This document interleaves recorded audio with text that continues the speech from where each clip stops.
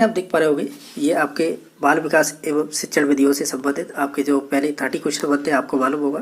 तो ये आपके 30 क्वेश्चन हो जाएंगे। उसके बाद जिन्होंने फर्स्ट लैंग्वेज हिंदी ली थी तो उनके 30 क्वेश्चन, और आपके सेकंड लैंग्वेज जिन्होंने ली है संस्कृत उसके 30 क्वेश्चन, और आपके 30 क्वेश्चन रहते हैं ईवीएस के, 30 क्वेश्चन रहते हैं मैथ के। इस प्रकार ये 150 क्वेश्चन हो गए और सभी क्वेश्चनों को हम करेंगे। ठीक है, तो पहला क्वेश्चन जैसा कि आपको स्क्रीन पर दिखाई दे रहा है, इसमें पूछा था कि एचसीएफ 2005 के अनुसार गणित शिक्षण का प्रमुख उद्देश्य क्या होता है। तो इसका सिंपल आंसर देना था कि बालक के चित्र का गणितीकरण होता है। तो ऑप्शन नंबर सी सही हो जाएगा। क्वेश्चन नंबर 2 बना था कि पारितोष तथा दंड के माध्यम से सीखना अधिगम के किस सिद्धांत से संबंधित है। तो ये आपकी क्रिया प्रसूत प्रबंधन सिद्धांत से संबंधित होगा। तो ऑप्शन नंबर कौन सा हो जाएगा इसका, तो ऑप्शन नंबर बी इसका करेक्ट आंसर हो जाएगा। ठीक है, तो चलो नेक्स्ट देख लेते हैं। ये कह रहा है कि कौन सी प्रक्रिया बाल्यावस्था के दौरान सीखने से संबंधित नहीं है। ठीक है, तो इसके 2 ऑप्शन होने की वजह से ये क्वेश्चन किया गया था बोनस। ठीक है, ये क्वेश्चन ही गलत था, यानी इसके ऑप्शन थे वो गलत थे, तो इस वजह से ये सभी को बोनस दिया गया था इसमें। ठीक है, नेक्स्ट है क्वेश्चन नंबर 4 था कि किसी विशेष कार्यक्रम या प्रशिक्षण के प्रभावों का मापन करने के लिए किस प्रकार के परीक्षणों को परिकल्पित किया जाता है। तो वो आपके उपलब्धि परीक्षणों को किया जाएगा। तो ऑप्शन नंबर सी सही हो जाएगा, यानी 4 का देखा जाए तो वो ऑप्शन नंबर सी ही राइट आंसर हो जाएगा। चलो नेक्स्ट देख लेते हैं। क्वेश्चन नंबर 5 में बता, विकास की किस अवस्था में एक व्यक्ति व्यावसायिक समायोजन की समस्या का सामना करता है। तो वो आपकी किशोरावस्था से संबंधित विशेषता है ये। तो ऑप्शन नंबर बी सही हो जाएगा।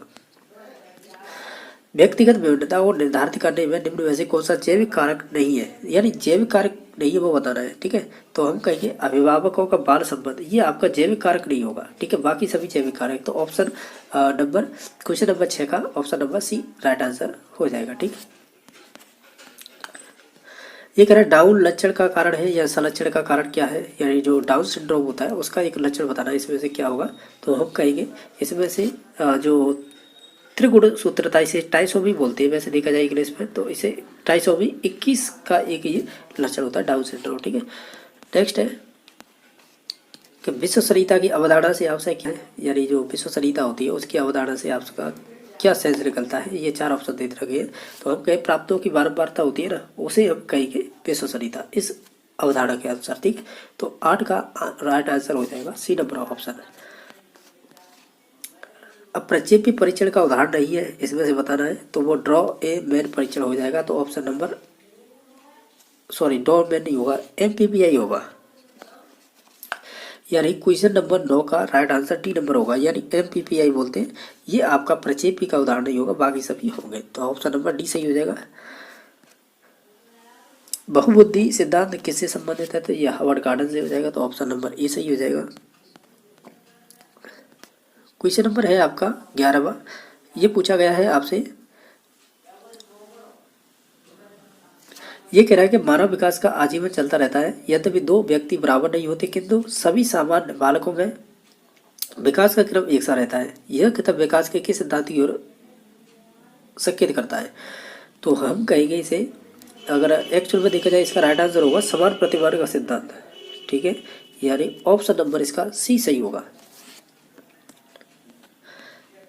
नेक्स्ट है कि जीन प्याजे के अनुसार संज्ञानात्मक विकास की अंतिम अवस्था कौन सी है। तो वो आपकी हो जाएगी अमूर्त सक्रियात्मक अवस्था। तो ऑप्शन नंबर बी सही हो जाएगा। नेक्स्ट है कि आनुवांशिकी के जनक कौन है, तो वो ग्रेग जॉन मंडल होंगे। तो ऑप्शन नंबर ए सही हो जाएगा। व्यक्तित्व का मनोविश्लेषणात्मक सिद्धांत किसने प्रतिपादन किया था, तो ये आपके सिगमंड फ्रायड से संबंधित है। तो ऑप्शन नंबर बी सही हो जाएगा।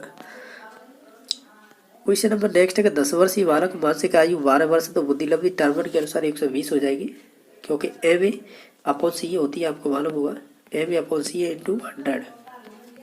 ये टर्मन के सूत्र होता है आई क्यू बराबर M A upon C A into 100। तो मानसिक आयु कितनी दे रखी है 12, और शारीरिक आयु 10 वर्ष, मल्टीप्लाई 100 से करेंगे तो 120 ही आएगा। ठीक है, नेक्स्ट है आपका क्वेश्चन नंबर 16, शिक्षण अधिगम का मनोवैज्ञानिक आधार किस पर निर्भर करता है। तो ये करता है आपके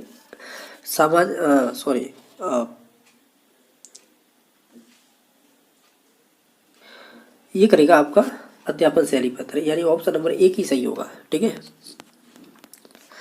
8 अधिनियम 2009 के अनुसार प्राथमिक विद्यालयों के लिए जो विद्यार्थी अध्यापक अनुपात होना चाहिए। तो इसका राइट आंसर हो जाएगा 30:1, तो ऑप्शन नंबर डी सही हो जाएगा। क्वेश्चन नंबर नेक्स्ट है कि मध्यावधि परीक्षा का उदाहरण है, यानी जो आपकी जो मिड टर्म परीक्षाएं होती है उन्हें क्या बोलते हैं? तो हम कहेंगे उन्हें इन्हें हम सम्मिलित करेंगे, तो वो कर लेंगे हम इन्हें सम्मिलित युगात्मक मूल्यांकन में, यानी ऑप्शन नंबर सी सही होगा। इन्हें इन्हें बोलते हैं सुमेलेटिव असेसमेंट, तो इनमें सम्मिलित कर लेंगे, तो इसका राइट आंसर सी हो जाएगा। कौन सा रोग वंशानुगत है? ये अच्छा क्वेश्चन था, यानी बायोलॉजी के क्वेश्चन 2-3 पूछ लिए इसमें। ये हो जाएगा फिनाइल कीटोनूरिया, ठीक है, तो ऑप्शन नंबर बी सही हो जाएगा। नेक्स्ट है कि बुद्धि निष्पादन परीक्षण है, इसमें से बताना है, तो इस 20 का राइट आंसर पहला ही हो जाएगा, भाटिया है वो एक बुद्धि का निष्पादन परीक्षण हो जाएगा, तो ऑप्शन नंबर ए सही हो जाएगा। ऑप्शन नेक्स्ट है, तो क्वेश्चन नंबर नेक्स्ट है कि उपचारात्मक शिक्षण किस प्रकार के बालकों के लिए प्रयुक्त होता है? तो वो धीमे सीखने वाले बालकों के लिए होता है, ठीक है, तो इसका ऑप्शन नंबर बी हो जाएगा, ठीक है। क्वेश्चन नंबर नेक्स्ट है कि शिक्षण की खेलकूद विधि किस सिद्धांत पर आधारित है? तो वो वृद्धि एवं विकास पर आधारित होगी, तो ऑप्शन नंबर बी सही हो जाएगा। नेक्स्ट है कि एनसीएफ 2005 की राष्ट्रीय जो स्टीयरिंग समिति के अध्यक्ष कौन थे? तो वो प्रोफेसर यशपाल थे, तो ऑप्शन नंबर सी सही हो जाएगा। क्वेश्चन नंबर नेक्स्ट है कि आरटी एक्ट, यानी आरटी एक्ट है 2009 किस आयु समूह के बालकों के लिए है? तो वो 6 से 14 वर्ष के बालकों के लिए, तो ऑप्शन नंबर डी सही हो जाएगा। कौन सा दैहिक अभिक्रमक नहीं है, यानी अभिप्रेरक नहीं है, ऐसे भी बोल सकते हैं, दैहिक यानी फिजिकली मोटिव नहीं है इसमें से, तो वो देख लेते हैं। तो आपका ऑप्शन नंबर इसमें हो जाएगा 1, यानी ए नंबर है वो उपलब्धि, वो आपका दैहिक अभिप्रेरक नहीं होगा, तो ऑप्शन नंबर ए इसका करेक्ट आंसर था। और 26 का राइट आंसर होगा अल्बर्ट बांडुरा द्वारा प्रस्तावित अधिगम का सिद्धांत कौन सा था? तो वो सामाजिक अधिगम सिद्धांत था, तो ऑप्शन नंबर डी सही हो जाएगा। रेमंड केटल द्वारा कितने व्यक्तित्व कारक प्रस्तावित किए गए थे? तो केटल द्वारा किए गए थे 16, तो राइट आंसर सी सही हो जाएगा। 28वां है कि अब्राहम मैस्लो की आवश्यकता के पदानुक्रम में सम्मिलित नहीं था।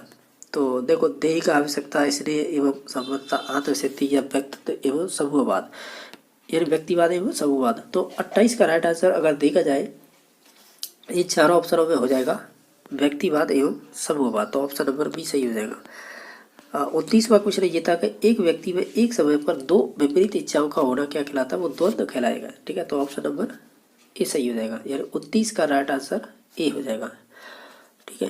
नेक्स्ट देख लेते हैं कि कौन सा अनुसंधान स्टीफेन कोरी से संबंधित है? तो स्टीफेन एम कोरी है, उनसे क्रियात्मक अनुसंधान संबंधित है, तो ऑप्शन नंबर डी सही हो जाएगा, ठीक है। तो इस प्रकार हमने ये 30 क्वेश्चन किए, यानी 30 क्वेश्चन किए, ये लेवल फर्स्ट के साइकोलॉजी से संबंधित क्वेश्चन थे, ठीक है। अब यहाँ से आगे हिंदी है, जिन्होंने भाषा फर्स्ट के रूप में हिंदी ली है, तो ये उनसे संबंधित क्वेश्चन है, देख लेते हैं किस टाइप के पूछे गए हैं। तो जैसा कि आप देख पा रहे होंगे, आपका 31वां नंबर क्वेश्चन ये पूछा गया था कि मुहावरे से बने वाक्य का सही विकल्प कौन सा होगा? तो इसमें होगा सी नंबर ऑप्शन है, यानी दोनों भाई खेती के स्वामित्व के लिए लाल पीले हो रहे थे, ये मुहावरे सही बैठेगा, तो ऑप्शन नंबर सी सही हो जाएगा।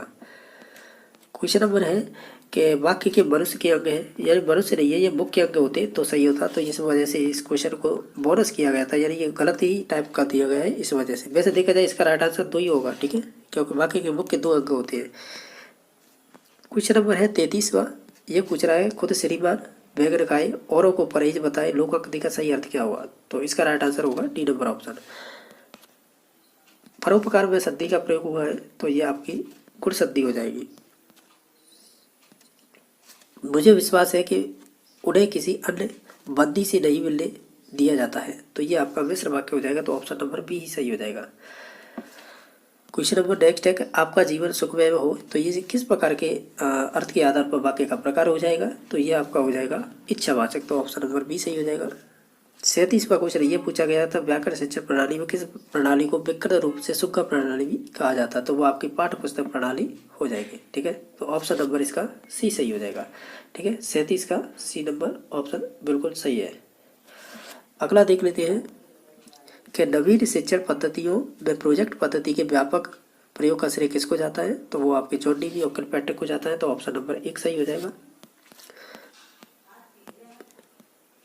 क्वेश्चन नंबर नेक्स्ट था 39वां, शिक्षकों को बालक की रुचि का सदैव ध्यान रखना चाहिए। जब बालक की रुचि पढ़ने की ओर नहीं हो तो उसे नहीं पढ़ाना चाहिए। इससे उसे विचारों में बाधा पहुंचती है। पाठ पढ़ाने से पूर्व उन्हें पाठ में बालकों की रुचि पैदा करनी चाहिए। उपयुक्त कतर भाषाई कौशल में किसका है, ये किससे संबंधित है, ये स्टेटमेंट है, ये है आपका हर्बर्ट से संबंधित। किससे? हर्बर्ट। तो ऑप्शन नंबर सी सही हो जाएगा। नेक्स्ट क्वेश्चन नंबर है कि पाठ्य पुस्तकों के उद्देश्य के अंतर्गत पाठ्य पुस्तकें शिक्षक या बालकों के लिए तो साध नहीं है वरन साधन है। तो ऑप्शन नंबर ए सही हो जाएगा। 41वां नंबर क्वेश्चन ये था कि भाषा शिक्षण में उपयोगी श्रव्य दृश्य साधन कौन सा है, तो वो आपका अभिनय हो जाएगा। तो ऑप्शन नंबर बी सही हो जाएगा। अब नेक्स्ट क्वेश्चन देख लेते हैं। आपका जो नेक्स्ट क्वेश्चन नंबर है 42वां कि इनमें से कौन सी बोलने की योग्यता है। तो इनमें से जो बोलने की योग्यता होगी वो आपका आशुभाषण होगा। रेडियो किस प्रकार की सामग्री है, तो ये एक श्रव्य सामग्री हो जाएगी। ध्वनि, शब्द, वाक्य रचना, ज्ञान देना, हिंदी शिक्षण का कौन सा उद्देश्य होता है, ये ज्ञानात्मक होता है। ठीक है, तो ऑप्शन नंबर 44 का डी हो जाएगा। 45वां क्वेश्चन नंबर ये है कि शिक्षक श्यामपट्टी या कॉपी या स्लेट पर अक्षरों को लिख देता है और छात्रों को कहता है कि इन अक्षरों को देखकर उनके नीचे स्वयं उसी प्रकार के अक्षर बनाए। यह विधि कौन सी कहलाती है, तो ये आपकी अनुकरण विधि कहलाएगी। तो ऑप्शन नंबर बी सही हो जाएगा। बहुविकल्प, सही गलत, विषम का चुनाव, युगलीकरण एवं रिक्त स्थान की पूर्ति किस प्रकार के प्रश्न का भेद है, तो ये आपके वस्तुनिष्ठ प्रश्न होते हैं। तो ऑप्शन नंबर सी सही हो जाएगा। ठीक है, अब देख लेते हैं नेक्स्ट क्वेश्चन नंबर कौन सा है। ये आपका गद्यांश दे रखा है। 47 से 50 तक क्वेश्चनों के इसी गद्यांश के आधार पर आपको राइट आंसर देने होंगे। तो हम कहेंगे 47वां क्वेश्चन है विद्वान का स्त्रीलिंग क्या होगा, वो विदुषी होगा। एक वचन बहुवचन का सही युग्म कौन सा है, तो पुस्तक से पुस्तकें बना है। ठीक है, और बाकी 49वां क्वेश्चन नंबर है कि उद्दत शब्द का सही अर्थ क्या होगा, तो वो तैयार होना होगा। तो ऑप्शन नंबर सी सही हो जाएगा। बड़े बड़े महात्मा सदैव लोगों की शंकाओं का समाधान करने के लिए उद्दत रहते हैं। वाक्य में कौन सा काल है, एक काल बताना था, तो ये सामान्य वर्तमान काल हो जाएगा। तो ऑप्शन नंबर डी सही हो जाएगा। क्वेश्चन नंबर आपका 51 है। ये कह रहा है कि जिस समाज में सामाजिक के बाद दोनों पदों में विशेष विशेषण या उपमेय उपमान होते हैं तो वो कर्मधारय समास होता है। डॉक्टर चंद्रा अदम साहस की धनीति वाक्य में रेखांकित में विशेषण कौन सा होगा, तो आपका होगा गुणवाचक। तो ऑप्शन नंबर डी सही होगा। और निम्नलिखित में से उद्धरण के लिए प्रयुक्त किया जाने वाला चिन्ह कौन सा होगा, तो वो आपका ऑप्शन नंबर बी हो जाएगा। यानी 53 का आपका बी नंबर ऑप्शन सही हो जाएगा। आपका नेक्स्ट क्वेश्चन देख लेते हैं। उस शिक्षा शास्त्री का नाम बताइए जिन्होंने कहा था कि स्कूल एक बाग है, अध्यापक एक मालिया और पौधे यानी और बच्चे पौधे के समान होते हैं। तो ये प्रॉबल से संबंधित है, जिन्होंने किंडरगार्टन विधि दी थी। नेक्स्ट है 55 नंबर। राष्ट्रपिता महात्मा गांधी द्वारा प्रवर्तित बेसिक शिक्षा का एक प्रमुख सिद्धांत कौन सा है, तो हम कहेंगे मातृभाषा के माध्यम से शिक्षा प्रदान करनी चाहिए। तो 55 का सी नंबर ऑप्शन सही हो जाएगा। क्वेश्चन नंबर अब यहाँ से 56 से 60 तक ये गद्यांश दे रखा है। ठीक है, इसी गद्यांश के आधार पर नीचे दिए गए क्वेश्चनों के राइट आंसर देने होते हैं। तो हम कहेंगे देश शब्द का पर्यायवाची होगा, यानी जो देश शब्द है उसका पर्यायवाची क्या होगा, तो हम कहेंगे ये देश का पर्यायवाची होगा राष्ट्र। उत्तम का विलोम क्या होगा, तो उत्तम का विलोम हो जाएगा आपका अदम। क्वेश्चन नंबर 58 है कि अपने हित के लिए किया गया कार्य वाक्यांश के लिए एक शब्द होगा, तो वो स्वार्थ हो जाएगा। तो ऑप्शन नंबर हम कहेंगे सी सही हो जाएगा। विद्वेष शब्द में उपसर्ग है, तो इसमें भी उपसर्ग हो जाएगा। यथाशक्ति शब्द में समास किस प्रकार का है, तो वो आपका अव्ययीभाव समास हो जाएगा यथाशक्ति में। ठीक है, तो इस प्रकार हमने 31 से 60 तक ये क्वेश्चन किए। ये आपके हिंदी फर्स्ट जो लैंग्वेज के रूप में लेते हैं ये उनके लिए है। अब आ जाते हैं संस्कृत, जिन्होंने भाषा सेकंड ली है, यानी भाषा सेकंड के रूप में संस्कृत को चूज किया है। ठीक है, तो चलो देख लेते हैं संस्कृत संबंधी किस टाइप के क्वेश्चन पूछे गए हैं। एक चीज़ ध्यान रखना, ये जो मैंने हिंदी का क्वेश्चन पेपर कराया ना, तो इसमें एक चीज़ ध्यान रखना, ये अदम साहस की धनी है ना, ये साहस शब्द है, ये भाववाचक है। ठीक है, पहले तो बोर्ड ने इसका गुणवाचक माना था, फिर बाद में इसे बोनस कर दिया गया। ठीक है, क्योंकि लेवल 2 में पूछा ना ये क्वेश्चन, तो उसमें भाववाचक मान लिया था, और जबकि इसकी बोर्ड की बुक में गुणवाचक दे रखा है, तो इस वजह से ये क्वेश्चन को बोनस किया गया था, यानी सभी को इसमें बोनस अंक मिला था। और ठीक है, और एक क्वेश्चन नंबर 32वां है जो मैंने बताया था, इसमें बोनस मिला था आपको। ये 32वां था ना, मनुष्य के अंक, ये मुख्य अंक होते हैं, तो मनुष्य के अंक इस वाले से गलत प्रिंट हो गया था। ठीक है, तो ये 2 क्वेश्चन थे हिंदी में जो नंबर आपको 2 एक्स्ट्रा नंबर मिले थे, यानी बोनस मिले थे। ठीक है, तो ठीक है, अब देख लेते हैं संस्कृत को। तो तो जैसा कि आप देख पा रहे होंगे, तो संस्कृत के देख लेते हैं किस टाइप के क्वेश्चन पूछे गए थे और इनके आंसर क्या रहे थे उस टाइम पर। ठीक है, तो देख लेते हैं। पहला क्वेश्चन है, जैसा कि आप देख पा रहे होंगे, मुझे फल अच्छा लगता है, तो इसका अब संस्कृत अनुवाद कीजिए और कौन सा वाक्य सही है। तो इसमें से 61 का जो बी नंबर ऑप्शन है, मया फलम रोचते, तो ऑप्शन नंबर बी सही हो जाएगा। लतू सनम दत्ता होता है, तो ऑप्शन नंबर ए ही सही हो जाएगा। और नेक्स्ट क्वेश्चन नंबर है कि अहम पुस्तक पठामी, तो अब इसका वाच्य परिवर्तन आपको करना है, तो हम कहेंगे मया पुस्तकम पठ्यते, ऑप्शन नंबर डी सही हो जाएगा। क्वेश्चन नंबर 64वां था कि इसको जो वाक्य है उसे संशोधित करना था, जैसे नगरेण परित चित्राणी संति, तो इसको हमें संशोधित करना है, तो संशोधित रूप होगा इसका नगरम परित चित्राणी संति, तो ऑप्शन नंबर सी सही हो जाएगा। क्वेश्चन नंबर 65 आपका था, जो 65 नंबर क्वेश्चन था, ये पूछ रहा था कि वर्णमाला विधि, शब्द शिक्षण विधि और वाक्य शिक्षण विधि इति त्रय विधि सत्य, ये किसकी विधि है। तो हम कहेंगे ये आपकी वाचन की विधि है, यानी वाचन शिक्षण की। और 66वां था अधीतानां पठानां स्मरण प्रबलम साधनम भवति, यानी पढ़ने का जो स्मरण करने का प्रबल साधन कौन सा है, तो इसमें राइट आंसर हो जाएगा आपका 66 का राइट आंसर। तो 66 का राइट आंसर हो जाएगा आपका पाठ्य पुस्तकम, तो ऑप्शन नंबर बी सही हो जाएगा। क्वेश्चन नंबर आपका 68 था कि कस्य परिचयां ग्रंथस्य कामपि समस्या प्रस्तुतीकृत्य तस्यां छात्रां तर्क वितर्केण स्वविचारान् प्रकटयन्ति, तो ये आपका शास्त्रार्थ परीक्षा से संबंधित हो जाएगा। नेक्स्ट क्वेश्चन नंबर 69 था प्राचीन विधिना शिक्षा आरंभ कस्मात् परम भवति स्म, तो इसका राइट आंसर हो जाएगा आपका डी नंबर, यानी उपनयन संस्कार, तो ऑप्शन नंबर डी सही हो जाएगा।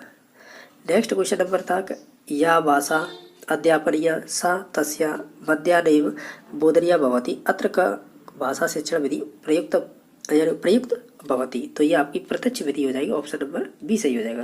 यानी जो आपका 70 है उसका राइट आंसर क्या हो जाएगा आपका बी नंबर ऑप्शन। भाषा है प्राथमिक कौशलम, तो वो श्रवण हो जाएगा। पठन कौशल भवति, तो पठन कौशल भवति का मतलब होता है शस्त्र वाचन मूल वाचना से। ठीक है, तो ऑप्शन नंबर ए सही हो जाएगा।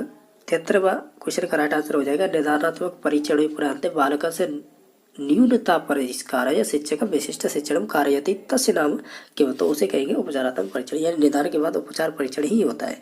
बालक से मूल्यांकन भवति, तो हम कहेंगे सतम, तो सततम बोलते हैं यानी कंटिन्यूस, तो ऑप्शन नंबर डी सही हो जाएगा 74 का। क्वेश्चन नंबर अब नेक्स्ट देख लेते हैं, ये आपका है गद्यांश, जो आपके 75 से 80 के मध्य जो भी क्वेश्चन बनेंगे वो इसी गद्यांश के संदर्भ में बनेंगे। तो अस्या यानी अस्याम इतिहास का विभक्ति, तो अस्याम में सप्तमी विभक्ति होगी, तो ऑप्शन नंबर डी सही हो जाएगा। विज्ञान से पदे सदी विचरण, तो इसका विज्ञान से प्लस एम हो जाएगा, यानी डी नंबर ऑप्शन सही हो जाएगा। तो नेक्स्ट है करणीय इत्यर्थ का प्रत्यय, तो कृ प्लस अणीय हो जाएगा, ऑप्शन नंबर 1 सही है। वैज्ञानिक यानी वैज्ञानिक नर के आविष्कार विहिता इत्यस्य अनेक विशेषण पद से विशेष पदम क्यों, यानी जो सेंटेंस है इसमें आविष्कार है वो ये कह सकते हैं विशेषण से विशेष पदम, यानी विशेषण का विशेष पद क्या है, विशेष का मतलब होता है संज्ञा से संबंधित, तो वो आविष्कार होगा, तो ऑप्शन नंबर सी सही हो जाएगा। यथाशक्ति इतिहास समाज विज्ञान, तो वो होगा शक्ति अनंत क्रिया में, तो ऑप्शन नंबर ए सही हो जाएगा 79 का।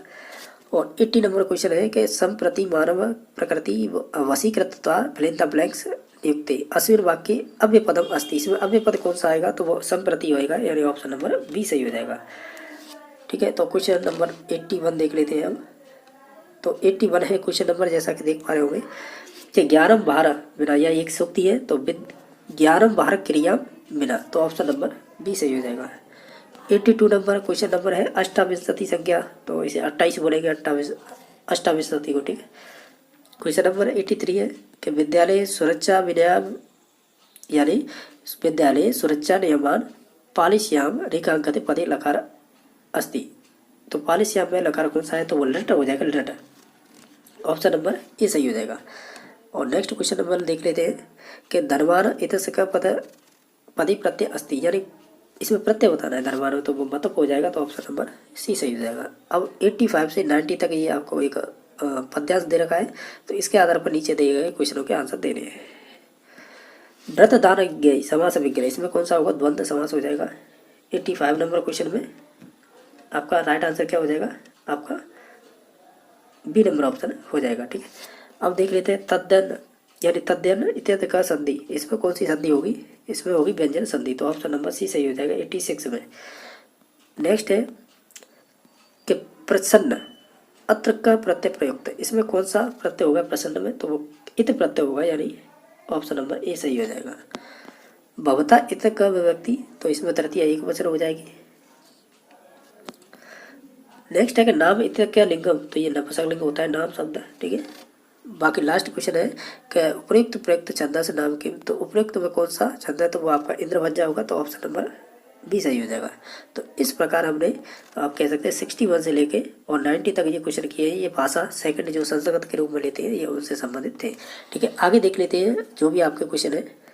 जैसा कि आप देख पा रहे होंगे ये आपके पर्यावरण अध्ययन से संबंधित क्वेश्चन है जो 121 से लेके और 150 तक होंगे, और मैथ को हम लास्ट में करेंगे। ठीक है, तो पहला क्वेश्चन ये बना था आपके में कि जो आपकी श्रावण पूर्णिमा को होती है, यानी श्रावण पूर्णिमा है, वो कब मनाई जाती है? ये त्यौहार है, तो ये मनाया जाता है आपको रक्षाबंधन पर। ठीक है, तो ऑप्शन नंबर डी सही हो जाएगा।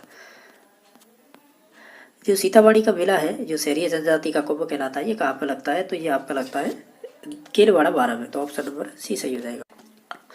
आपका नेक्स्ट क्वेश्चन नंबर है कि राजस्थान का राज्य वृक्ष कौन सा है? तो वो खिजड़ी हो जाएगा, तो ऑप्शन नंबर ए सही हो जाएगा। नेक्स्ट है कि इसमें से पूछा है कि कौन सा एंजाइम अग्राशय द्वारा स्रावित नहीं किया जाता है? तो हमें ये बताना था केवल कि अग्राशय द्वारा नहीं स्रावित किया जाता है। तो अग्राशय देखो रेनिन तो आपका बात की जाए तो ये निकलता है आपके आमाशय से, यानी पेट से।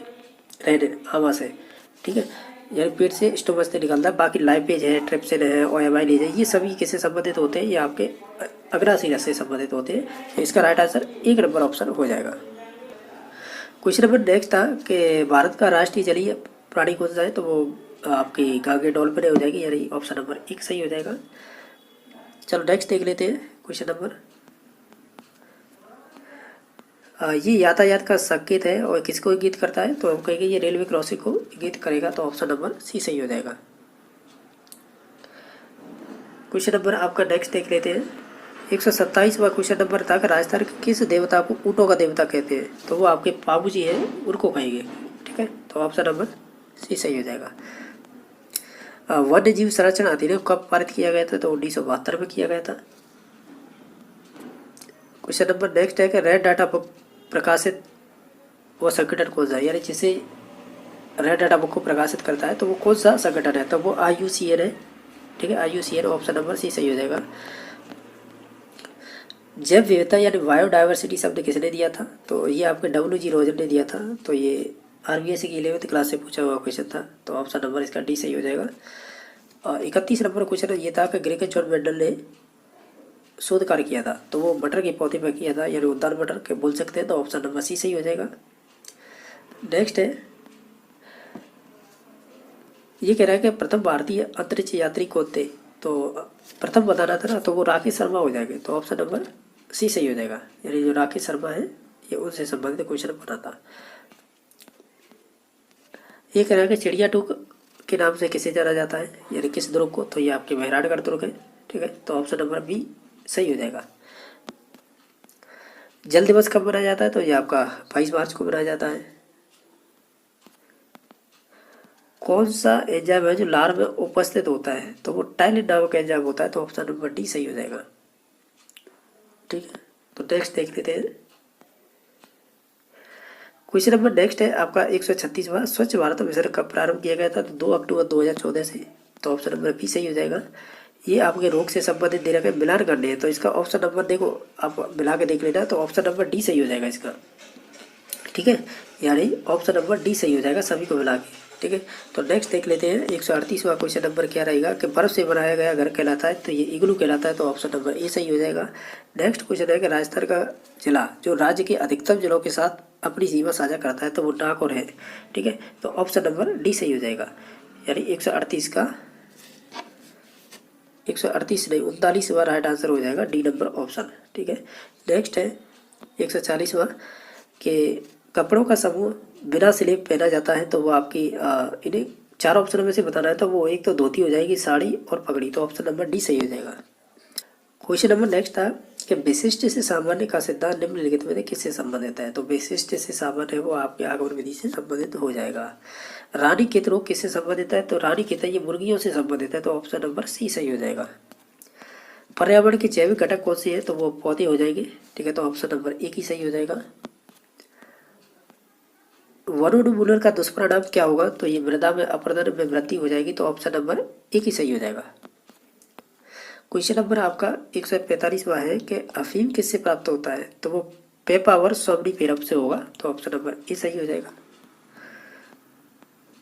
146वां क्वेश्चन नंबर है, जैसा कि आप देख पा रहे होंगे, तो ये क्वेश्चन पूछा गया था आपसे कि विश्व में कांगसुम की तरह से माउंट एवरेस्ट पर सफलतापूर्वक से चढ़ने वाली प्रथम महिला कौन थी? तो ये ऑप्शन थे, ठीक है, ये ऑप्शन थे, तो इसका राइट आंसर हो जाएगा संतोष यादव, ठीक है, तो ऑप्शन नंबर बी सही हो जाएगा। अंतर्राष्ट्रीय जैव विविधता दिवस कब मनाया जाता है? तो ये आपका 22 मई को मनाया जाता है, तो ऑप्शन नंबर इसका सी सही हो जाएगा। क्वेश्चन नंबर ये था कि भारत में रेडियो प्रसारण कब से प्रारंभ किया गया था? तो ये 1927 से प्रारंभ किया गया था, तो ऑप्शन नंबर बी सही हो जाएगा। क्वेश्चन नंबर 148 का right answer B number option. 149वां क्वेश्चन ये था कि एक यानी विटामिन ए की कमी से कौन सा रोग हो जाता है? वो रतौंधी रोग हो जाता है, तो ऑप्शन नंबर बी सही हो जाएगा। लास्ट क्वेश्चन नंबर ये था सौर परिवार का सबसे बड़ा ग्रह कौन सा है? तो वो आपका बृहस्पति हो जाएगा, तो ऑप्शन नंबर ए सही। क्वेश्चन नंबर 91 से स्टार्ट करते हैं। क्वेश्चन 91 है कि 20 मीटर लंबी, 5 मीटर ऊंची और 50 सेमी मोटी दीवार जिसमें 2 दरवाजे हैं, जिनकी माप देखिएगा 2 मीटर और 1.5 मीटर माप है। बनाने में 25 सेमी, 16 सेमी और 10 सेमी माप की ईंटें कितनी आवश्यक होंगी? तो आपको पता होगा इस तरीके के क्वेश्चनों को किस प्रकार से करते हैं। देखिएगा कैसे करेंगे। पहले ये दीवार का आयतन निकालेंगे, जो कि एक घनाभ है, इसलिए घनाभ का आयतन क्या होता है? लंबाई गुणा चौड़ाई गुणा ऊंचाई, तो उससे इस दीवार का आयतन निकाल लेंगे। फिर क्या करेंगे? इस पूरे दरवाजे का आयतन निकाल लेंगे। लंबाई चौड़ाई दे रखी है और जो मोटाई है वो यहाँ से ले लेंगे हम, तो मोटाई यहाँ पे चली जाएगी। तो ऐसे कितने दरवाजे हैं? 2 दरवाजे हैं। तो इस पूरी दीवार में से जब इन दोनों दरवाजों को हटा दिया जाएगा, क्योंकि दीवारों में जब दरवाजे होते हैं तो दरवाजे में ईंट नहीं लगती, इसलिए इन दोनों को हटाने के बाद जो भी दीवार बचेगी उसमें क्या करेंगे? इस ईंट का आयतन निकालेंगे जो माप दे रखी है और उसका दे देंगे भाग। कैसे? देखिएगा, सबसे पहले हम क्या करेंगे? सबको सेमी में चेंज करेंगे, क्योंकि ईंट की माप किस में दे रखी है? सेमी में चेंज करेंगे। तो देखिएगा, इसमें 100 का गुणा कर देंगे तो ये 20,000 आ जाएगा, ठीक है। और 5 मीटर में गुणा कर देंगे 100 का तो 500 आ जाएगा। उसके साथ 50 सेमी ये दे रखा है, ठीक है। इसमें से घटाना क्या है? इसमें से घटाना है, 2 दरवाजे हैं तो 2 का गुणा कर दिया, ठीक है। उसके साथ क्या दे रखा है? 2 मीटर लंबाई दे रखी है तो 200 सेमी हो गई। उसके साथ 1.5 मीटर दे रखा है, तो ये हो जाएगा यहाँ 150, ठीक है। और इसकी मोटाई कितनी दे रखी है? मोटाई दे रखी है 50 सेमी, तो इसका 50 का मैंने इससे कर दिया गुणा। इसके नीचे क्या आ जाएगा? इसका आयतन आ जाएगा ईंट का, जो कि कितना दे रखा है? 25 गुणा 16 गुणा 10। जब इस पूरे को अपन सॉल्व कर लेंगे, देखिए ये पूरा दीवार का आयतन है, ये 2 दरवाजों का आयतन है, ठीक है। उसको जब घटा देंगे तो जो भी शेष दीवार बचेगी उसमें क्या करेंगे? एक ईंट के आयतन का भाग दे देंगे, जिससे कि अपना सॉल्यूशन आ जाएगा। तो इसका जो सॉल्यूशन आ जाएगा वो हो जाएगा 11,750, यानी ऑप्शन नंबर फर्स्ट है वो अपना आंसर हो जाएगा। मैं आपको तरीका बता देता हूँ जिससे कि आपको क्वेश्चन को सॉल्व करने में कोई दिक्कत ना हो। सेकंड क्वेश्चन है, देखिएगा, दिए गए चित्र में OP समांतर है RS, यानी जो OP है वो RS के समांतर है और OPQ है वो 100 है। देखिएगा, ये OPQ है वो 100 है, QRS 140 है, QRS है वो 140 है। तो आपको PQR ज्ञात करना है, यानी ये वाला कोण ज्ञात करना है। तो देखिएगा किस प्रकार से ज्ञात करेंगे। इसको हम क्या कर देते हैं? इसको आगे बढ़ा देते हैं, ठीक है।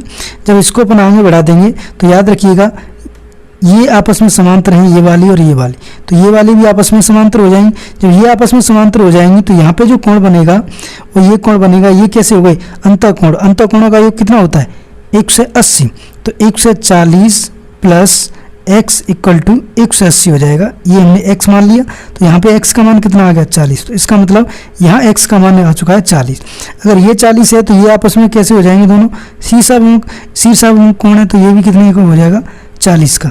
और ये आपको दिख रहा हो तो ये एक रेखा है जिसपे ये 100 डिग्री का कोण बन रहा है, तो ये इसके साथ कितने डिग्री का कोण होगा? तो ये आपस में कैसे हैं? रेखिक कोण युग्म है, तो 100 प्लस 100 प्लस पी मान के चलिएगा इक्वल टू 180, क्योंकि ये आपस में कैसे हैं, रेखिक कोण युग्म है ये सभी।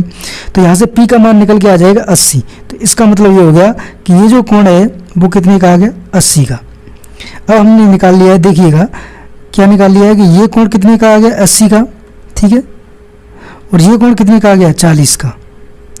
ये देखिएगा ये पूरा त्रिभुज है, तो इस त्रिभुज में तीनों कोणों का योग कितना हो जाएगा, 180। तो 80 प्लस 40 प्लस इसको मान लेते हैं टी मान लेते हैं इक्वल टू 180। बस टी का मान निकालना है। यहाँ से जब टी का मान निकालेंगे तो टी का मान आ जाएगा 60, यानी ऑप्शन नंबर 20 का सही आंसर हो जाएगा। नेक्स्ट क्वेश्चन है, देखिएगा 93। दो दशमलव संख्याओं का गुणन जैसे 0.4 गुणा 0.2 करेंगे तो 0.08 आएगा की संकल्पना को समझाने के लिए उचित शिक्षण अधिगम साधन है। तो इसके लिए जो उचित अधिगम साधन है वो है ग्राफ पेपर, यानी ऑप्शन नंबर डी अपना आंसर हो जाएगा। क्वेश्चन नंबर 94 देखिएगा कि मिलान चिन्हों का उपयोग करते हुए निम्नलिखित में से कौन सी संख्या है वो 9 को प्रदर्शित करेगी। तो देखिएगा जो संख्या ये है वो 9 को प्रदर्शित करेगी, जिसमें देखिएगा 1 2 3 4 इस प्रकार से 5 काटेंगे, फिर 1 2 3 4, तो ये कितने हुए टोटल 9। तो ऐसा बन रहा है ऑप्शन नंबर सी में। याद रखिएगा ये इस प्रकार से काटा जाता है, न कि इस प्रकार से, ठीक है। अब ऐसे मत काटना, ये गलत होता है, इस प्रकार से इसको काटा जाता है।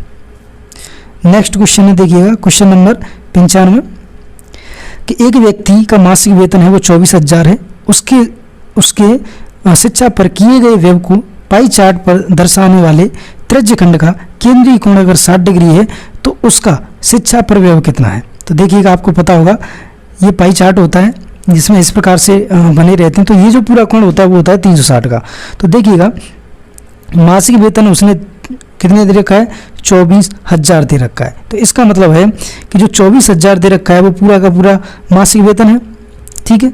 तो ये 360 के बराबर रख दिया, तो फिर 360 डिग्री इक्वल टू 24,000 हो गया। तो 8 डिग्री इक्वल टू कितना हो जाएगा, तो इस 360 को इसके नीचे ले जाएंगे, यानी ये हो जाएगा 24,000 बट्टे 360। अब हमको निकालना कितना है, 60 डिग्री का कोण, तो 60 डिग्री से इसको कर देंगे गुणा, क्योंकि हमने ये जो निकाला था वो 1 डिग्री का निकाला था, ठीक है।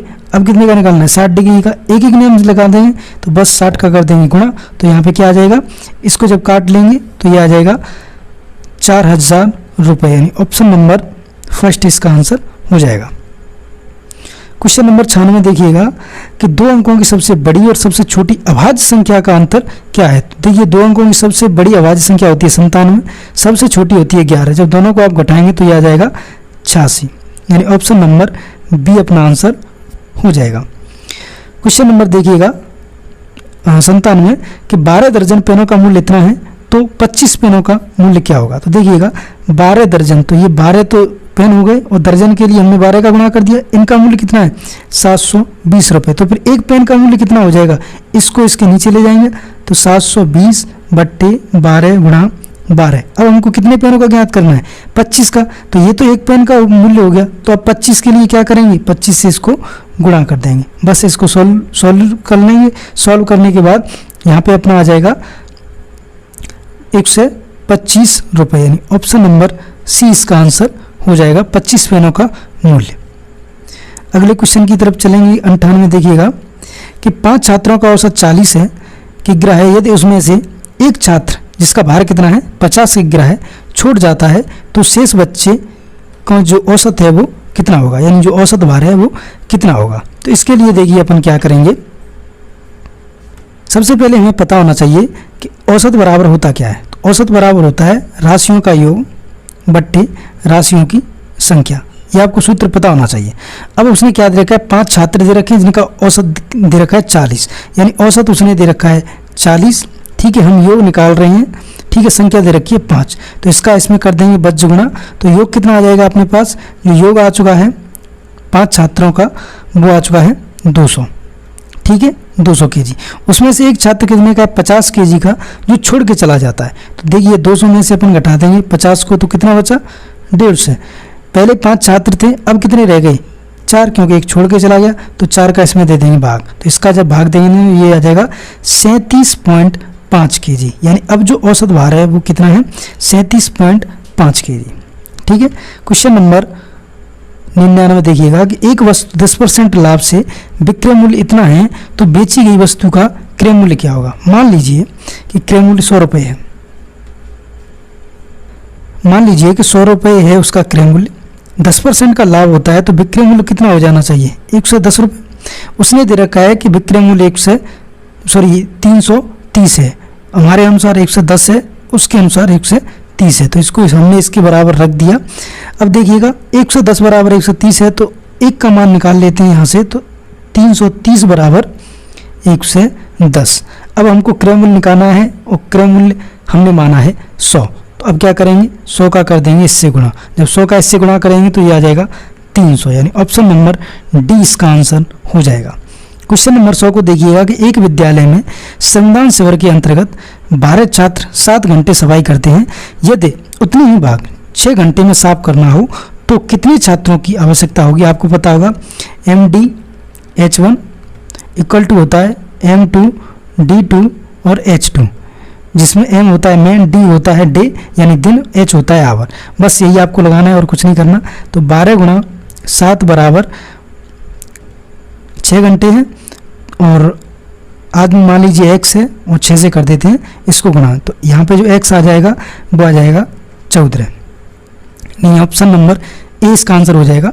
नेक्स्ट चलते हैं, देखिएगा क्वेश्चन नंबर 101 कि 1 करोड़ 1 लाख और 1,101 का अंकीय रूप क्या होगा। तो देखिएगा सबसे पहले हम 1 करोड़ लिखेंगे, उसके बाद हम 1 लाख लिखेंगे, उसके बाद 1,000 लिखेंगे, उसके बाद 100 और उसके बाद 1। जब सबको हम प्लस कर देंगे तो ये संख्या आ जाएगी, जिससे हमको पता चलता है कि इसका जो आंसर होगा वो होगा ऑप्शन नंबर बी। ठीक है, सिर्फ आपको इकाई दहाई पता होना चाहिए। नेक्स्ट क्वेश्चन है कि यदि 31P5 को 3 का गुणज है, ये संख्या है वो इसका 3 का गुणज है, जहाँ P दहाई का अंक है, तो P का अधिकतम मान आपको पूछ रहा है कि P का अधिकतम मान कितना होगा। तो बस कुछ नहीं करना, आपको पता होगा कि कोई भी संख्या अगर P से विभाजित होती है, 3 से विभाजित होती है कोई भी संख्या, तो उसके अंकों का योग कितना आता है, जो भी आता है वो 3 से विभाजित होना चाहिए। ठीक है, और वो कह रहा है कि अधिकतम मान लेना है। ठीक है, तो सबसे पहले अगर हम ऑप्शन भी चेक करेंगे तो अधिकतम मान लेके चेक करेंगे तो सबसे अधिकतम मान है वो 9 दे रखा है, तो 9 से अपन चेक करेंगे तो 3 + 1 + P + 5 इक्वल टू जो भी आएगा, यहाँ पे जो संख्या आएगी वो 3 से क्या होनी चाहिए, विभाजित होनी चाहिए। तो 9 को हम ऑप्शन को उठाते हैं तो 3 + 1 + 9 + 5, जब इस सब को हम जोड़ देंगे तो ये जोड़ने पे हमारा आ रहा है 18, और ये 18 है वो 3 से विभाजित होता है, इसलिए हमारा जो ऑप्शन है वो ऑप्शन नंबर 1 हो जाएगा, यानी 9। जो P का मान है वो कितना है, 9। नेक्स्ट क्वेश्चन है, देखिएगा 1 से 3 नंबर कि 25 + 12 × 33 - 25 भागित 5 का मान ज्ञात करना है। तो इसको ज्ञात करने के लिए सबसे पहले आपको बोर्ड मास का नियम पता होना चाहिए कि बोर्ड मास का नियम कहता है, क्या कहता है कि सबसे पहले ब्रैकेट को उठाओ, उसके बाद ऑफ, उसके बाद डिवाइड करो, उसके बाद मल्टीप्लाई, उसके बाद आपको एडिक्शन करना है और उसके बाद सब्सट्रैक्ट यानी घटाना है। बस इसी नियम को लागू करते हुए अपन देखेंगे। तो सबसे पहले अपन क्या करेंगे, लास्ट में जो ये दे रखा है इसका भाग दे देंगे, तो ये आ जाएगा 5। ठीक है, ये आ गया 5 अपना। फिर क्या करेंगे, इन दोनों का गुणा करेंगे, तो इन दोनों का गुणा करने पर आ जाएगा 396। उसको क्या करेंगे, 25 के साथ जोड़ देंगे। जब 25 के साथ जोड़ देंगे तो ये आ जाएगा 421। उसमें से हमारे पास ही इसका सॉल्यूशन करने पर 5 आया था, यानी माइनस के 5 हो जाएंगे, तो इसमें से -5 कर दे देंगे तो ये आ जाएगा 416। ठीक है, कितना आ गया 416। तो ऑप्शन नंबर सी है वो अपना आंसर हो जाएगा। सिर्फ आपको बोर्ड मास का नियम लगाना था। नेक्स्ट क्वेश्चन कि वह कौन सी छोटी से छोटी संख्या है जो 1 से 10 तक की संख्याओं से विभाज्य है। याद रखिएगा, तो आपको कुछ नहीं करना है, जो भी ये संख्या है, देखिए वो कह रहा है छोटी से छोटी संख्या, सबसे पहले इसको उठाओ, सबसे छोटी यही है।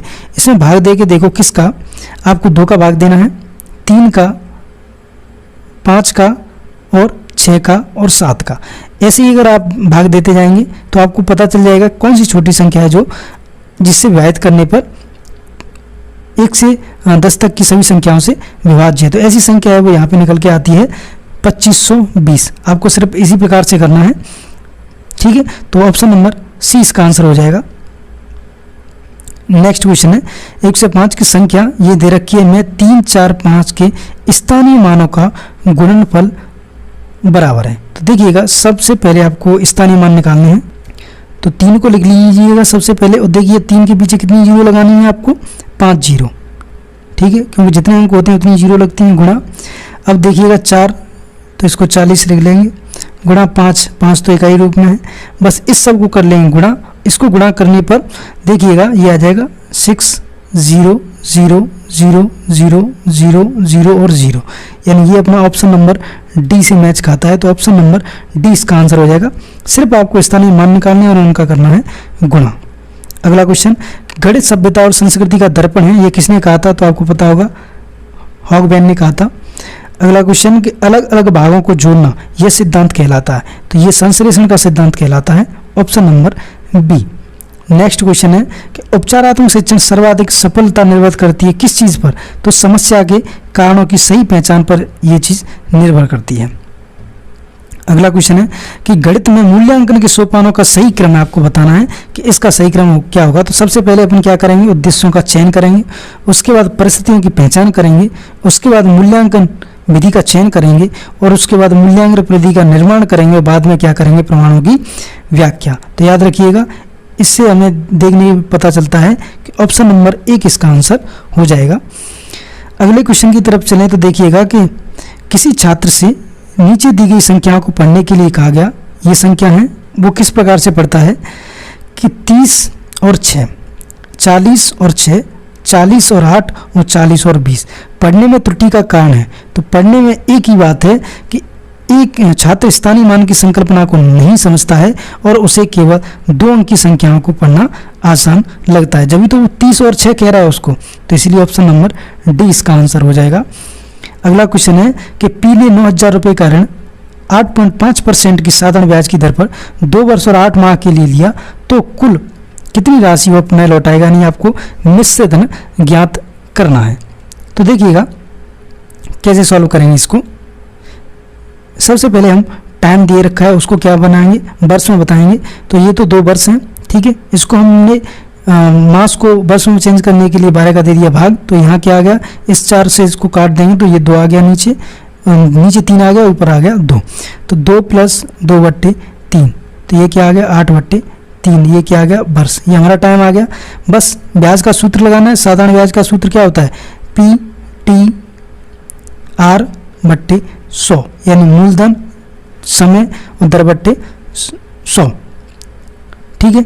तो बस आपको क्या करना है, गुणा करना है इनका, 9,000 गुणा 8.5 गुणा 8/3/100, सबका आप गुणा कर देंगे तो ये आ जाएगा 2040 पॉइंट समथिंग आ जाएगा। अब देखिएगा इसमें जोड़ देंगे अपन 9,000 को, ठीक है, सॉरी 9,000 को यहाँ पे जोड़ देंगे, जब इसको जोड़ेंगे तो ये आ जाएगा लगभग 11,040 पॉइंट समथिंग। तो ये ऑप्शन अपना जो मैच खा रहा है वो ऑप्शन नंबर सी मैच खा रहा है, ठीक है। तो इस प्रकार से सिर्फ आपको मिश्र धन निकालना था, तो ऐसा कुछ था नहीं उसमें। अगला क्वेश्चन है देखिएगा 112 कि एक 22 सेमी 4 सेमी के आयताकार कागज को मोड़कर यानी बिना अध्यापित किए एक 4 सेमी ऊंचाई का बेलन बनाया जाता है, तो बेलन का वक्र पृष्ठ का क्षेत्रफल ज्ञात करना है। तो देखिए कोई कागज है, उसको आपने क्या किया, मोड़ दिया, मोड़ के क्या बना दिया, उसका बेलन बना दिया है, जिसकी ऊंचाई कितनी है 4 सेंटीमीटर। तो जब आप मोड़ोगे किसी कागज को तो उसकी जो पर्दी हो जाएगी वो क्या हो जाएगी, उसकी जो लंबाई दे रखी थी वो उसकी पर्दी हो जाएगी, तो पर्दी बराबर क्या हो जाएगा 2πr। यहाँ से हम r निकाल लेंगे, r कितनी आएगी 22 सही 2π, ये क्या आ गई r आ गई। अब हमसे पूछ रहा है बेलन के वक्र पृष्ठ का क्षेत्रफल। आपको पता होगा बेलन के वक्र पृष्ठ का क्षेत्रफल होता है 2πrh, 2πrh। तो बस 2π यहाँ से पहले ही रखा हुआ है, r का मान क्या है यहाँ से हमने रख दिया है 22/2π। h का मान कितना है, h उसने दे रखा है कि 4 सेमी ऊंचाई, तो 4 यहाँ पे इस पूरे को सॉल्व कर रहे हैं, 2π से 2π कटेगा, 4 का कर देंगे इसमें गुणा, तो ये आ जाएगा 88 सेमी स्क्वायर, ठीक है। अच्छा क्वेश्चन था। अगला क्वेश्चन है, देखिएगा कि नीचे दिए गए चित्र में रेखाएं AB तथा CD बिंदु O पर प्रतिच्छेदित करती हैं यदि OE तथा OF क्रमशः BOD COB के समद्विभाजक हैं, ठीक है, एवं यदि EOD 25 है तो COF ज्ञात करना है। तो देखिएगा वो कह रहा है कि समद्विभाजक है, इसका मतलब ये कोण और ये कोण आपस में कैसे हैं, बराबर हैं। तो इसको हमको पता चल गया कि ये वाला कोण है वो 25 का हो जाएगा, क्योंकि ये वाला जो कोण है वो इसके समद्विभाजक, यानी ये और ये आपस में कैसे हैं, इस पूरे कोण के समद्विभाजक हैं। तो ये और ये आपस में कैसे हुए, बराबर। तो इससे पता चल गया ये कितने का है, 25 का। अब हमको पता है कि ये टोटल 50 का है और ये जो कोण है इसका समद्विभाजक कौन सा है, ये संख्या f इसका समद्विभाजक था, तो इसको x मानेंगे तो ये भी x हो जाएगा। तो इसका मतलब ये हो गया कि हमारा जो ये पूरा कोण है वो कितने का है, 180 का, क्योंकि ये रेखिक कोण युग्म है, इसलिए ये 25, ये भी 25 और ये x और ये x, यानी ये सब कितने का हो जाएगा, 180 का, ठीक है, बराबर 180। तो यहाँ से x का मान निकाल लेंगे जो कि आ जाएगा 65, ठीक है। वही पूछ रहा था COF, यानी COF ये पूछ रहा था, जो आ गया 65। ऑप्शन नंबर बी इसका आंसर हो जाएगा। अगला क्वेश्चन है कि एक वर्गाकार मैदान का क्षेत्रफल इतना दे रखा है, एक व्यक्ति द्वारा इस मैदान की परिमिति पर 5 चक्कर लगाने में तय की गई दूरी आपको ज्ञात करनी है। तो सबसे पहले ये दे रखा है वर्गाकार मैदान है, तो वर्गाकार मैदान का अगर क्षेत्रफल इतना दे रखा है तो भुजा कितनी हो जाएगी, इसका कर देंगे वर्गमूल, यानी 80 हो जाएगी इसकी भुजा। अब वो कह रहा है कि मैदान की परिमिति, परिमिति मतलब परिधि, कितने चक्कर लगाता है, 5 चक्कर लगाता है। तो वर्गाकार की परिधि क्या होती है, 4 गुना भुजा, यानी 4 गुना 80। कितने चक्कर लगाता है इसके, 5, तो 5 का इसमें और गुना कर दो बस, 5 का गुना करने पर यह आ जाएगा 1600 मीटर। इसको जब किलोमीटर में अपन चेंज करेंगे तो ये आ जाएगा 1.6 किलोमीटर, यानी ऑप्शन नंबर सी अपना आंसर हो जाएगा। अगला क्वेश्चन, 2 मीटर, 1.5 मीटर और 1 मीटर नाप के पानी के टैंक एक नल द्वारा 20 लीटर पर मिनट की गति से भरने में लगा समय। काफ़ी अच्छा क्वेश्चन था ये, आरबीएससी की बुकों से उठा हुआ क्वेश्चन है। तो देखिएगा क्या करेंगे अपन, सबसे पहले हम आयतन निकालेंगे टैंक का, ठीक है। टैंक के आयतन में क्या करेंगे, हम उसको चेंज करेंगे लीटर में और क्या करेंगे, इसका दे देंगे भाग, जिससे कि क्या आ जाएगा, अपना टाइम निकल के आ जाएगा। तो देखिएगा 2 गुणा 1.5 गुणा 1, ये आ जाएगा 3। हमको पता है ये आ जाएगा 3 MQ, ठीक है। ये 3 MQ आ गया, इसका मतलब है ये घनाभाकार जो टैंक है उसका आयतन आ गया। हमको पता है कि 1 घन मीटर बराबर होता है 1000 लीटर। यहाँ से हमको पता चल गया कि हमारा जो आयतन है वो हो जाएगा 3000 लीटर। दर कितनी है, 20 लीटर पर मिनट। अगर 20 लीटर पर मिनट निकल रहा है तो इसका दे देंगे इसमें भाग, ठीक है। इससे इसको काटेंगे तो ये आ जाएगा, देखिएगा 150। इसको इस पे काटने पे ये आ जाएगा 150। ये क्या है, ये मिनट है, ठीक है। जब इसको घंटे में चेंज करेंगे तो 60 का दे देंगे भाग, तो ये आ जाएगा 2 घंटे 30 मिनट, यानी ऑप्शन नंबर डी अपना आंसर हो जाएगा। अगले क्वेश्चन की तरफ चलें कि अनावसानी आवर्ती संख्या जो कि 0.123 दे रखी है, जिसमें 3 पे बार है को लिखना है। आपको पता होगा कि जिस पे बार होता है उतनी नीचे 9 लिखे जाते हैं, जिस पे बार नहीं होता है उतने 0 लिखे जाते हैं। तो इसको किस प्रकार से लिख सकते हैं, 123 माइनस जितने पे बार नहीं है, यानी 1-2 पे बार नहीं है तो 12 लिख लिया यहाँ पे, और कितने पे बार है उतने 9 नीचे लिखते हैं, और जिसपे बार नहीं है उतने लिखते हैं 0, ठीक है। तो जब इस पूरे को सॉल्व करेंगे तो यह आ जाएगा 37/300, यानी ऑप्शन नंबर सी अपना आंसर हो जाएगा। अगला क्वेश्चन है, देखिएगा 50 पैसे के 16 सिक्के का मूल्य किसके बराबर है। सिर्फ ऑप्शन चेक करेंगे, मूल्य देखते हैं। सबसे पहले 50 पैसों का जो 16 सिक्के हैं उनका है 800 पैसे, तो बस ऑप्शन चेक करते जाएंगे। 1 रुपये के 4 सिक्के तो 400 पैसे हो गए, प्लस 2 रुपये के 3 सिक्के यानी 600 पैसे हो गए, ये तो 1000 पैसे हो गए। लेकिन हमको क्या बताना है कि 800 पैसे किस में आ रहे हैं, तो सेकंड ऑप्शन उठाएंगे। 2 रुपये के 3 सिक्के यानी 6 रुपये मतलब 600 पैसे। 25 पैसे के 8 सिक्के, 25 पैसे के अगर 8 से गुणा करेंगे तो ये आ जाएगा 200, ठीक है। जब 200 को जोड़ेंगे तो ये आ जाएगा 800 पैसे। देखिएगा स्टार्टिंग में भी 885 आ रहा था, ये भी 885 आ रहा है। इसका मतलब ये हो गया कि ये अपना ऑप्शन सही है, जिसका मूल्य बराबर है किसके, इस ऑप्शन के मूल्य इसका बराबर है।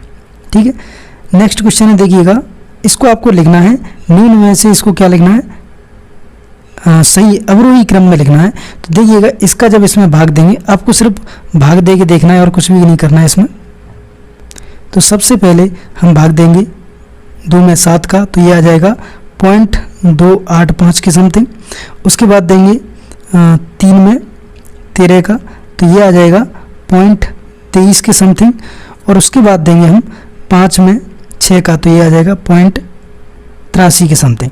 इन तीनों को देखने पे हमें पता चलता है कि सबसे बड़ी जो संख्या है, ठीक है, वो कौन सी है और सबसे छोटी कौन सी है। तो अवरोही पूछ रहा है, इसका मतलब सबसे बड़ी, सबसे पहले हम लिखेंगे सबसे बड़ी संख्या। तो देखिएगा सबसे बड़ी कौन सी है, 0.83 वाली, यानी 5/6। तो 5/6 सबसे पहले इसमें भी है और इसमें भी। उसके बाद कौन सी है, ये वाली, यानी 2/7। तो 2/7 इसमें ही आ रहा है। उसके बाद है 0.23 वाली, यानी 3/13। तो ऑप्शन नंबर पहला इसका सही आंसर हो गया, 5/6, 2/7 और 3/13। नेक्स्ट क्वेश्चन में देखिएगा, ये क्वेश्चन अच्छा है, आपको इसका मान बताना है, इस संख्या का पूरे का मान। तो देखिएगा इसका सॉल्यूशन इधर है। जब इसको अपन सॉल्व करेंगे, एक सही 3/5 को, तो 5 का इसमें गुणा करेंगे, 5 एकम 5, 3 जोड़ेंगे तो ये आ जाएगा -8/3। इसी प्रकार से इसको सॉल्व करेंगे तो ये आ जाएगा 8/3। इसी प्रकार से इसको सॉल्व करेंगे तो ये आ जाएगा 29/6। और जब इसको सॉल्व करेंगे इन दोनों को एलसीएम लेके 6 का, तो ये 16 आ जाएगा, यहाँ पे ये 29 आ जाएगा। जब इसको सॉल्व करेंगे तो ये आ जाएगा 13/6 और यहाँ पे आ चुका है 8/5। अब लेंगे इन सब का एलसीएम। जब इन दोनों का एलसीएम ले लेंगे तो ये आ जाएगा 30। सॉल्व करेंगे तो ये आ जाएगा -17/30 और प्लस के 17/30। प्लस के 17 आएंगे क्योंकि 65 क्या है, ज़्यादा है, जो कि प्लस में है। तो ऑप्शन नंबर डी इसका आंसर हो जाएगा। सिर्फ आपको सॉल्व करना है और कुछ नहीं करना है। क्वेश्चन लास्ट, बड़ी से बड़ी संख्या जिससे 244 और 2052 को विभाजित करने पर प्रत्येक स्थिति में 4 शेषफल प्राप्त होता है, तो वह संख्या कौन सी है। तो देखिएगा जब ऐसी स्थिति आ जाए कि बड़ी से बड़ी संख्या ज्ञात करनी है, तो याद रखिएगा इन दोनों का क्या निकालना है आपको, HCF। HCF निकालने पर शेषफल कितना बच रहा है, 4। तो जो भी HCF आएगा उसमें क्या करेंगे, हम 4 को जोड़ देंगे, वही क्या आ जाएगी, संख्या आ जाएगी। तो याद रखिएगा इन दोनों का HCF निकालेंगे तो ये आ जाएगा 12 और शेषफल कितना बच रहा है, 4। तो 4 इसमें जोड़ देंगे तो ये आ जाएगा 16, यानी वो संख्या कौन सी है, 16 है।